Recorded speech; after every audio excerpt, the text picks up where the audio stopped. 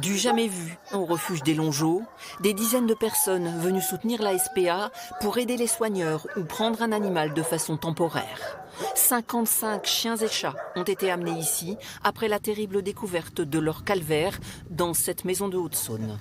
On est famille d'accueil depuis déjà 2 ans, donc on accueille déjà une dizaine de chiens, plus des chats. Et puis là apparemment c'est un appel au secours, donc il faut qu'on les aide.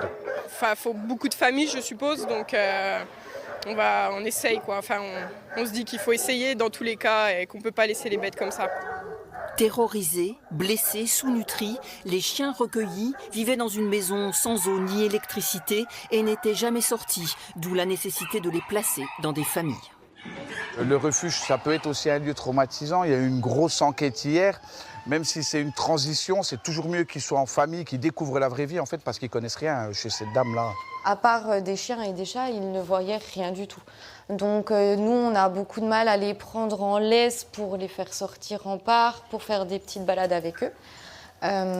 Du coup, il faut juste vraiment beaucoup de patience et ils se demandent ce qu'ils font ici.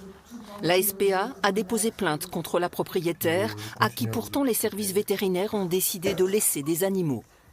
Ils ont estimé que cette dame est en capacité de s'occuper d'une vingtaine de chiens. On a laissé des chiens à moitié mourants enfermés dans une voiture. On a laissé des chiens dans le noir, encore attachés dans des petites cages, dans des volières pour oiseaux. Mais c'est totalement indépendant de notre volonté. Les services concernés n'étaient pas disponibles ce week-end pour répondre à nos questions. Le refuge, lui, a besoin de nourriture, de couverture et de dons pour financer les soins vétérinaires.